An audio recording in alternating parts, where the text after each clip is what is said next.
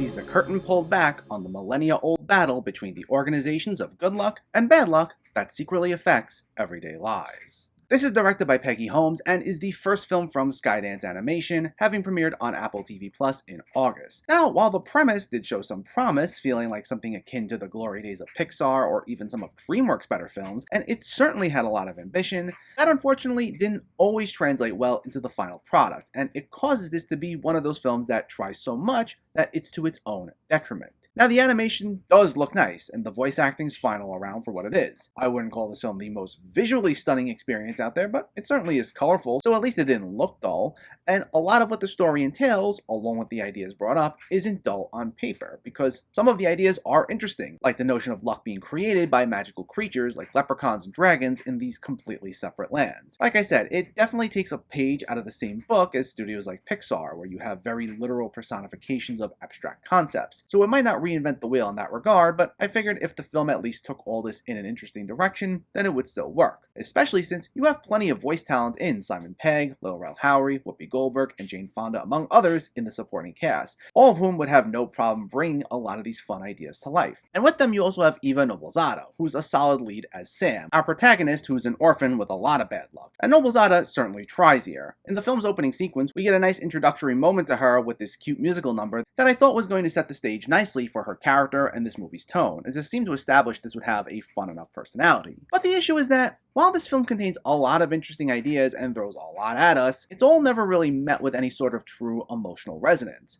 Ultimately, the film seems to actively work against the one golden rule of film, where you're supposed to show and not tell. Instead, this is a film that has so many concepts and ideas it needs to establish that it winds up spending most of its runtime explaining nearly everything to the audience. Almost every sequence devolves into these very sluggish exposition dumps that'll be sporadically broken up by attempts at humor that would routinely fall flat, usually just consisting of characters bickering or being taken aback by another character's statement. And rarely would it ever take a step back and support a lot of these very long-winded explanations with a moment that would showcase the wonder and awe we should be experiencing when coming face to face with all these fantastical beings. For a film that involves a lot of mythical beings that are integral to abstract concepts coming to life, it rarely felt like there was ever any sort of magic in the way any of that was conveyed. And honestly, it made this feel like such a chore to get through, which is the last thing I thought I'd be saying about this. Now, I appreciate the film introducing some solid ideas, but given the fact it never does anything truly interesting with a lot of it, I can't even see the film's target audience, that being younger children, being entertained by this. In fact, I can see them being pretty bored. So, all in all, luck, unfortunately, isn't a strong start for Skydance Animation. While it does have a lot of interesting ideas and a solid voice cast, its intense focus on using non-stop exposition dumps to convey all its world building leads to some truly sluggish pacing and a lack of emotional resonance, causing it to feel like nothing more than wasted potential. Luck gets a 2.5 out of 10.